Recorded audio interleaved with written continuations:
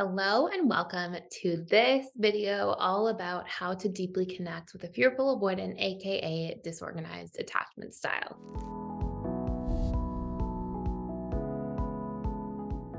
If you are a fearful avoidant listening to this, these will be some really important things to keep in mind and just consider about yourself and really how your needs revolve around romantic relationships and connection and what's really important to you.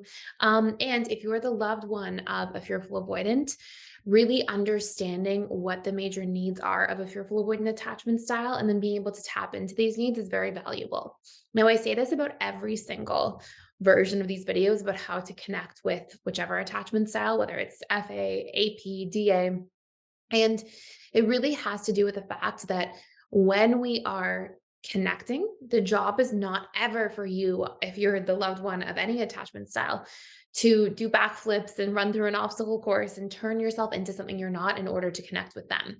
The best thing you can do is educate yourself and get clear and learn about how to best connect with somebody of a different attachment style and then see like from the material you're learning how you can best see yourself wanting to fit into different needs that they have and show up for those things while taking yourself and your needs into consideration. So, for example, if one of the big needs for a fearful avoidant is growth, and fearful avoidants really value growing together in a relationship, if you hate growth, and like just theoretically, of course, if you hate growth and you just want stability and security and growing too much is something that feels super uncomfortable, don't become something that goes against yourself.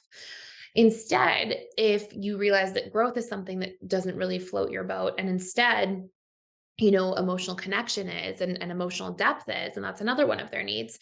Meet the needs that you see yourself feeling excited to meet, double down on those things, and take yourself and your boundaries and your needs into consideration in the process. And every relationship, each person is supposed to be 100% accountable for their 50% of the relationship. So, it shouldn't ever be that you just meet the other person's needs without also communicating your own. So I just wanted to put that all out there first and foremost. And then in this version of the video, and I'll be doing a series about this for how to deeply connect with a fearful avoidant attachment style. And today, in this snippet of this version, we're going to talk about the needs of the fearful avoidant attachment style. But I will have other parts of this that talk about how to bypass the core wounds, how to really understand a little bit of their emotional patterns. And then, if you want to see a full version of this video, we have an hour and a half webinar all about how to deeply connect with a fearful avoidant. We go very, very, very in depth. And if you are the FA listening to this, these are really valuable things for you to understand about yourself in terms of your needs for connection, your pain points, your core wounds, the ways that you best respond to communication, the ways you can communicate best. So you can check that out, the full webinar for free for 7 days using the link in the description box down below. And we'll tell you everything you need to know about what a fearful avoidant requires for a really healthy, thriving relationship. And you'll learn that whole roadmap in under an hour and a half. So again, if you want to check it out, use the link below for the full version. So this part of it, we're going to just talk about the needs. And you can think of your needs in a relationship as the components of a relationship that allow it to sustain itself. So just like the body has specific needs to survive, it has to drink water, it has to breathe air. Like we have these like lifeblood kind of needs for survival. A relationship in its own way also has things that have to sustain it, right? So the fearful avoidant attachment style has these really strong needs. And if these needs are not met and if they're withdrawn instead, then generally it's kind of like a human being without air, like without oxygen. Like it's very difficult to sustain. So when we think of a relationship as a whole, it's almost like its own like organism, right? It's like there's these sort of like giving and receiving of needs. And that's so much of how the relationship stays alive and thriving and empowered. And as soon as one half of the relationship doesn't have their needs met, it's almost like you're like choking the oxygen from the person, right? It's like it really makes it difficult to stay in that space of thriving. So we're going to talk about 11 different needs that are really important, maybe kind of 12 with a bonus. And you can sort of tap in here and we're not going to just talk about how to meet the needs, but also, sorry, not just the needs, but how to meet the needs as well. So the first need that's really important to a fearful avoidant is emotional depth. They really value like emotional depth. And the really interesting part for like how the fearful avoidant best receives this is first through somebody opening up.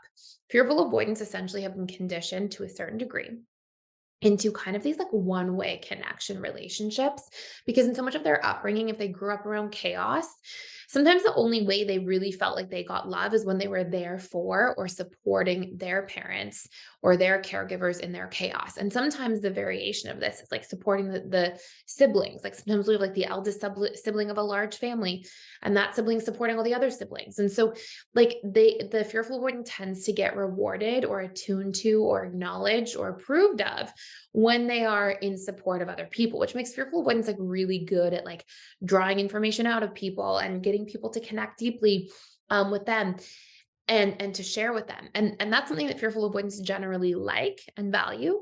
But it's also so important if you're the loved one of a fearful avoidant to ask deep questions to the fearful avoidant so that, you know, the fearful one will open up to you as well. And even if that takes a little more time and you have to be a little more patient and consistent, it is definitely something the fearful avoidant needs. And it's something that will, again, like kind of represent the lifeblood of the relationship, like allow it to sustain itself. The second major one, and these aren't in any particular order, the second major one is trust.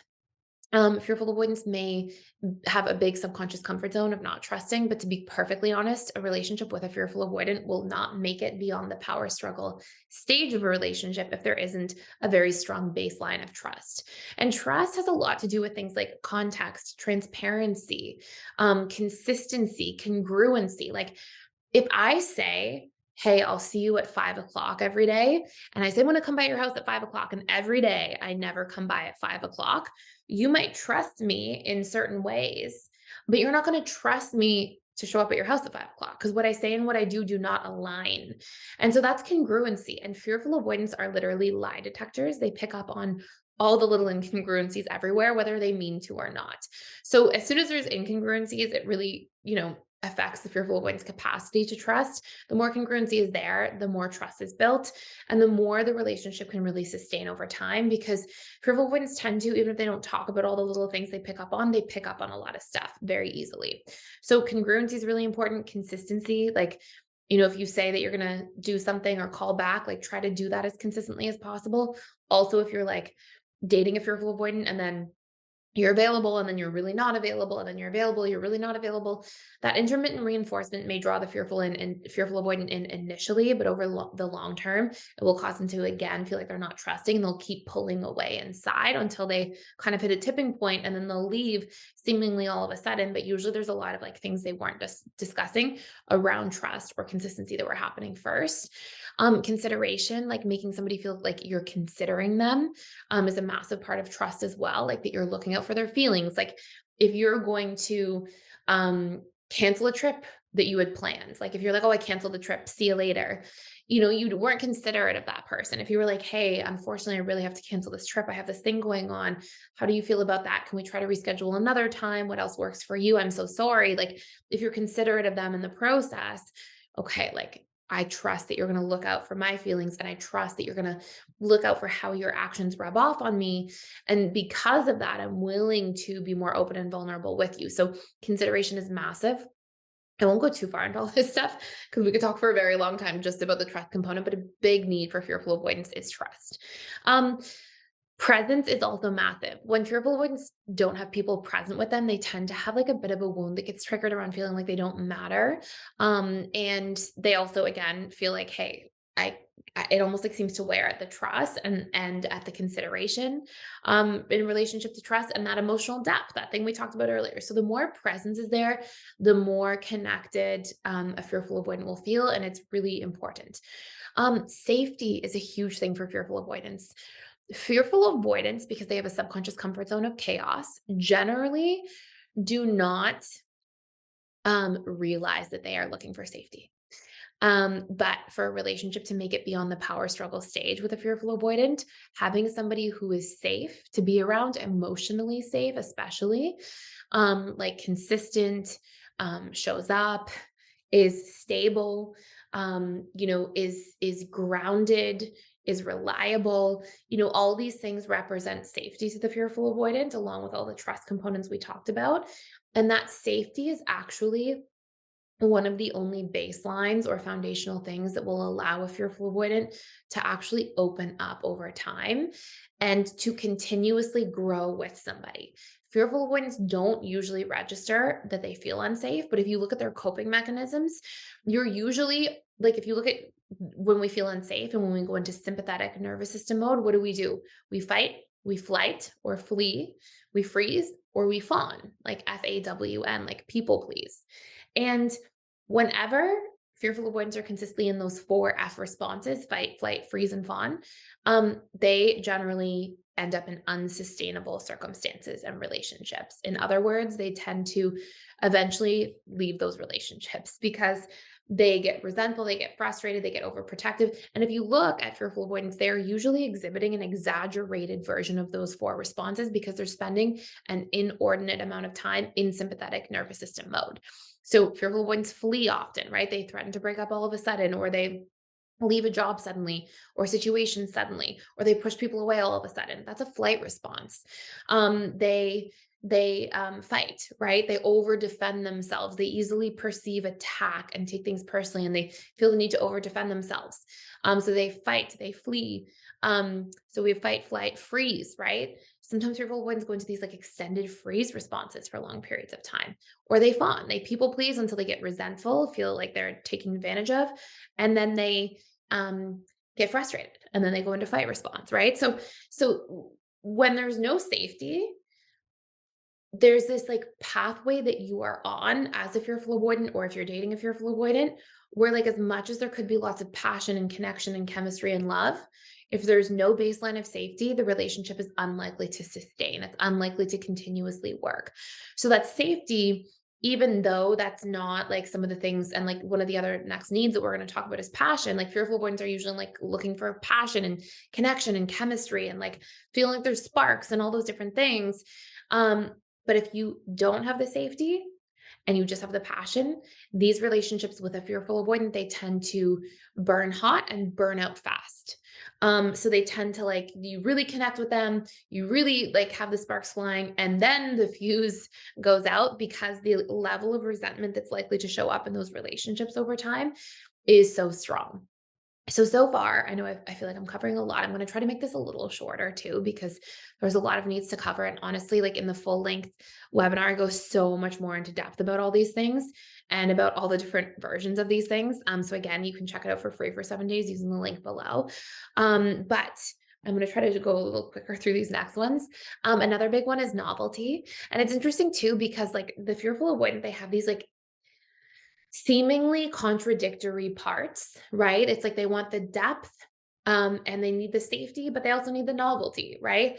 But we're humans, like we are holistic beings. We have multiple aspects of self. So even though the fearful avoidant might want novelty and want safety, it doesn't actually mean that like, oh, they're conflicting. That's not possible. No. The fearful avoidant absolutely has these seemingly contradictory needs. But as a human being, you can enjoy trying new things, doing new things, but also need at a baseline level a sense of safety and stability in your life. Like they might seem at a surface level like they contradict, but they absolutely are just like parts of our holistic self. They're parts of the big picture. So novelty is really important. Fearful avoidants really need to know that like they can go to a new restaurant with their partner, have new discussions, try new hobbies, test new things, have new types of conversations, go to new places. Like anything that's too routine will also cause the fearful avoidant to lose interest quite quickly. Again, this doesn't mean that like the fearful avoidant's only gonna want to date new people over time. It means that there's just an important novelty aspect to bring into the relationship. So like trying new things, going to new places, like bringing that in as something you do together as partners in a relationship and unite over is very valuable. The next big one is growth. We were kind of talking about this at the preface of this video. Fearful avoidants actually have a fear of not growing together. Like fearful avoidants tend to be like acutely aware that if you're not growing together, you're likely to grow apart.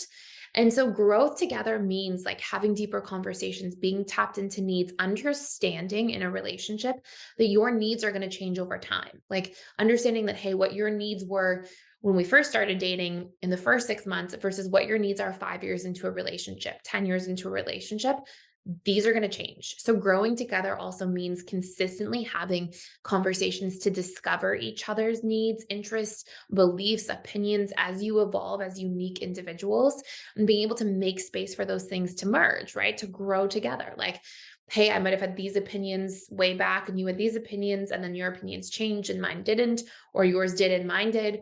And like, we still find a way to harmonize over that. We still find a way to like connect over our unique similarities and differences.